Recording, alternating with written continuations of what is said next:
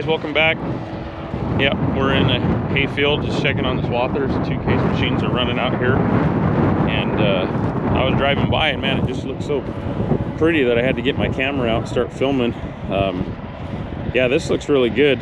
The new parts we've put on that you guys have seen in past videos have made a big difference. I'm gonna wait for the Swather to go by, but I'm gonna show you guys something that we've never been able to really achieve in like short hay, and it's cut and clean.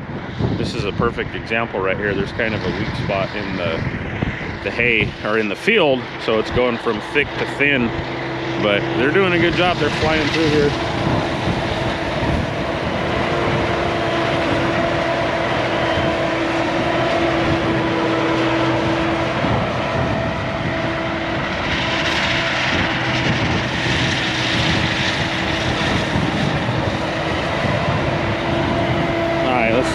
Let's go show you what I'm talking about. So the hay right there, you know, nice and tall, and then it droops down, you know, it gets a little thin, but the Swather is still cutting it clean. See, in the past we would have a problem with it kind of tagging, and it still is a little bit, but that's on the border.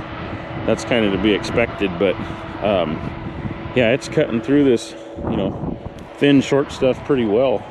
So I think, you know, the parts we put on, the shorter hubs, the longer knives, the different rock guards, it's just made a big difference. So if you want to upgrade your 163 header that you already have, this is the way to do it. So yeah, good job to C&H for coming up with those new parts.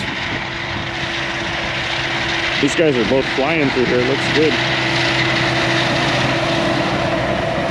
It's laying it out nice and even too. Nice smooth windrow. So yeah, that's what we got going on. This is second cutting. The wind, which you can probably hear, has not let up, so that's just been kind of crappy, but that's to be expected around here sometimes. Yeah, these guys are cutting. The balers are going out tonight. They're gonna finish up baling in between the pistachio trees. I'm gonna try to sneak out there tonight to film some of that, because it's late afternoon right now. So this video is either gonna continue on out there or continue on the next day. I'm not sure yet. Harrow Bed and Bale Wagon are out there. They're picking up the bales out in the pistachios. The rakes are parked right now. They're probably going to be hopefully raking some grass up tomorrow, and then the balers will be jumping into that. But that's what we got going on. But like I said, I just drove by here and was like, man, this just looks awesome. So I wanted to get the camera out and film it and show you guys a little bit of the cut improvement on our case machines. I mean, it's I don't know, it's pretty hard to tell the difference if you know, this was cut by a razor bar or a case machine, and that says a lot right there. That's a big improvement, because the razor bars, they do a good job, you know, and now with these new parts, this case machines are right up there with it, so I like that. So all right, well, we'll either see you guys in the hayfield tonight or tomorrow morning. See ya.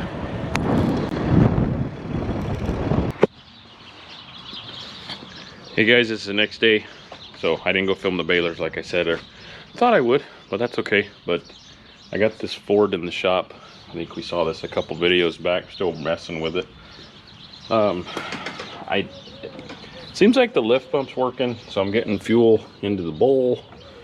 I've changed a couple sensors, talked to a few people, and truck just won't fire. It'll fire on ether, so I don't think there's diesel getting to the injectors. So I'm been reading a little bit, gonna do a couple tests. I got this fitting off of the high pressure oil pump, so I'm gonna go to town later, get a couple fittings, get a short hose and a pressure gauge made, and I'm gonna check the pressure on the high pressure oil pump and make sure we're developing pressure there, make sure that works, and then go on to the next thing. So I'm kind of just doing it one step at a time. But like I said earlier, I am not an auto mechanic by any means. I hate working on cars.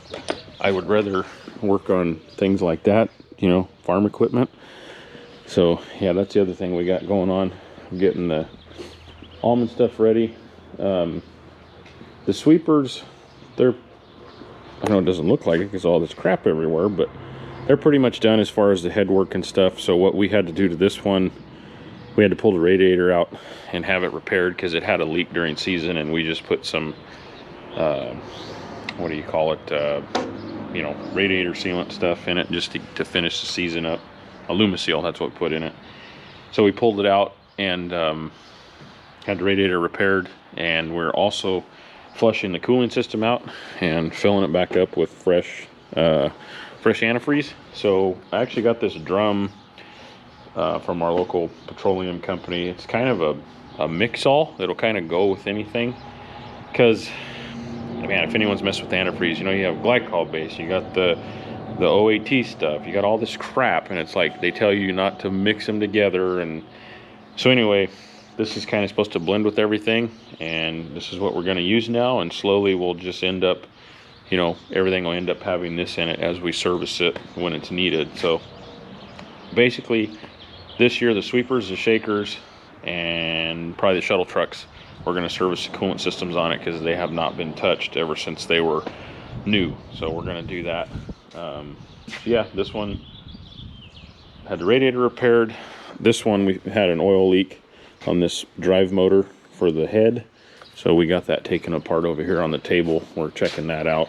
We got a little bit of marking on the shaft, so we're not sure if we're going to be able to salvage that or not. We may have to just get a new motor, but we're working on that. That one, cooling system's been flushed, and the first shaker's in the shop. So same thing with this, except the oil cooler, we had to take the oil cooler out and have it had a leak on it, but I think we figured out the oil cooler will swing out away from the radiator, so it's on a swivel, and one of the swivels was kind of sticky and tight, so I think as it got pulled on to get serviced over time, it just wore and kind of developed a crack. So they welded it up, checked it, it's all good to go. So now I think George is working on leaks, which this machine always gets picked on because it's the old one. It's the 05. All the rest of them are 2016. So we call this one the Valdez because it seems like it always has an oil leak, but it's actually a really solid machine. It works really well for us. It may not look the prettiest, but it gets the job done. So yeah, that's kind of an update on shop work. Got a phone call a little while ago. We got 6 or 7 fields of grass we're gonna go cut. We're kind of caught up cutting alfalfa until Monday, so we're gonna go try to knock some grass out until Monday, till the alfalfa's ready. The balers are caught up. They got done in the pistachios. I didn't film any of that. I'll get it next cutting. So they're all sitting there serviced and ready to go. The rakes are running out in the field. They're raking up some grass, and they'll probably bale that. Probably not tonight, probably tomorrow night. It's been pretty cool around here, which kind of sucks. It's nice because it's comfortable, but it doesn't help dry anything. So, but it's supposed to be warming up now and hopefully get to like a normal, you know, weather pattern, because it's been windy. There's been rain on and off. The temperature is like, you know, 65 today, and then it's going to go up to 90 the next day. It's just ridiculous. So hopefully it'll even out. But yeah, the guys are finishing up lunch right now, and we're going to take the Swathers out to the field, and that's where I'll see you guys next. So let's go.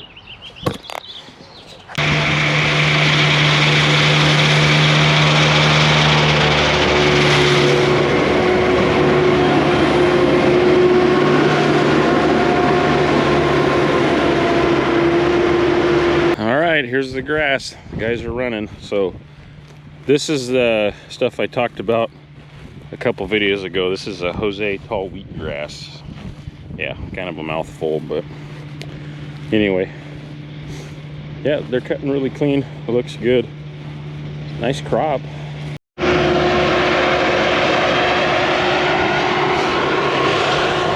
So when we cut this stuff, we actually we'll angle the heads back, because we're trying to leave a little bit more stubble. The reason being, it kind of gives the grass a chance to come back and start growing before it gets too hot into the summertime, because this stuff really doesn't like the heat. So rather than, you know, shave it to the ground like we do the alfalfa, we try to leave a little bit. So that's why they got the heads tilted back a little bit. You can see it when it goes by.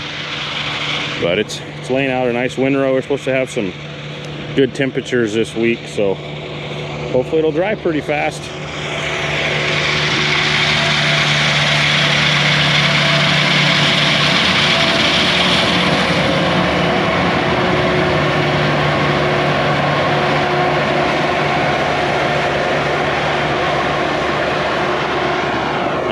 want to go for a ride? We'll stick this on the Swathers somewhere, or a couple places. So here we go.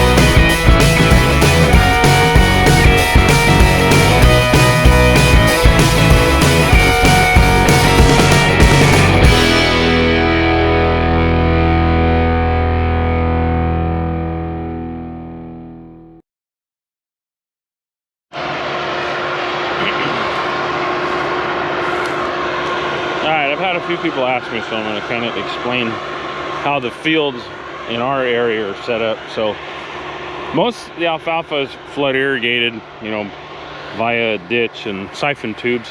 We have a couple fields that are on drip, so they're flat. But so the fields that are flood irrigated, you know, they need a way to direct the water. So around here we have borders. So there's a border right there, and then another 30 feet there's a border right there. So that's what directs the water. So between the two borders, you know, the farmer will start their water and, you know, push the water down the check. That's what we call it. The space between two borders is a check. The updates I've been talking about to the rotaries that we've done, it's helped a lot. Cut clean on the borders. Some areas they cut flat, so there's no problem for that head sitting on that border, you know, to cut clean. So we would tag a lot more before we put the new parts on close to the border, because, you know, when you're driving, which I mean it did a little bit here, but that's because we have the heads tilted back, so that's kind of on purpose. But so your head will be up here, up higher, you know, and then it kind of angles down, so you have this area in here which you can see, you know, it's cutting a little bit higher.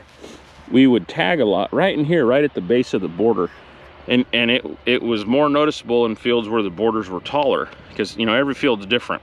You know, if the farmer has a lot of side fall, you know, one way with the water, he may make his borders taller. Me, you know, perfect world if we could cut everything flat, but that's not the way it is.